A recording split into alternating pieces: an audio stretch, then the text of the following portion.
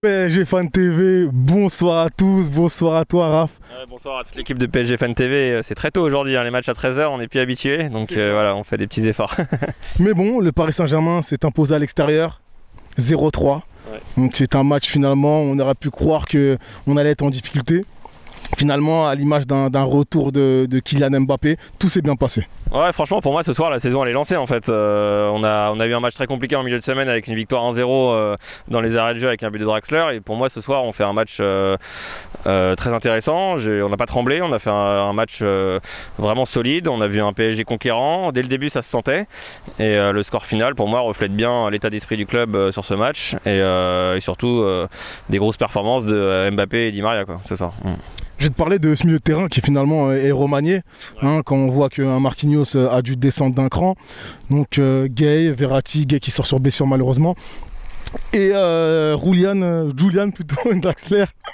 Oui, j'ai envie de parler de l'allemand, car j'ai l'impression que plus il enchaîne les matchs et plus il montre que finalement c'est le footballeur qu'il est. Bah Draxler, je pense que il a été pas mal critiqué sur la chaîne, hein. Je pense aux commentaires de Abdoul et Youngstef qui l'ont pas mal déchiré. À juste titre, je pense. À juste titre, je suis d'accord. Après, c'est vrai que je pense qu'il a toujours eu ses qualités, ça c'est sûr. Et là, je pense qu'en fait, il a compris que s'il continuait à être aussi mauvais sur le terrain, en fait, il partirait très rapidement. Donc j'espère que le match face à Metz en milieu de semaine, ça lui a permis de déclic et qu'il sera vraiment impliqué, que ce soit mentalement et même physiquement, qu'il se donne à fond. Donc voilà, je pense qu'il a vraiment envie de rester à Paris, il a des attaches ici. Donc je sais pas, pour moi ça peut être un nouveau départ. Je pense que c'est un joueur un peu irrégulier, c'était déjà le cas dans ses anciens clubs avant, en Allemagne notamment.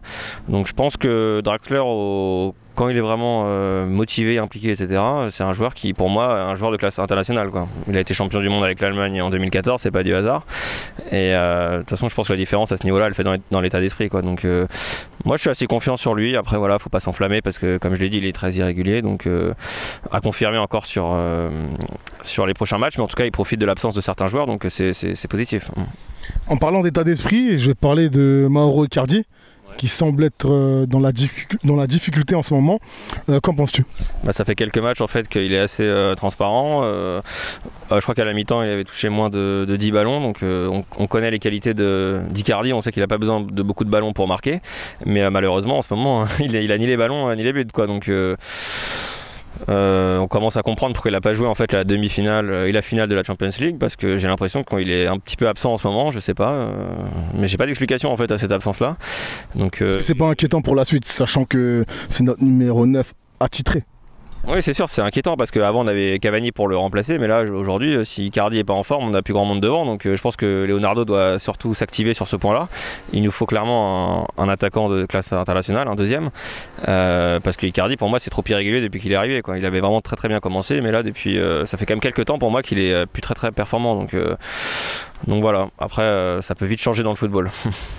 Pour terminer, on va parler de Navas.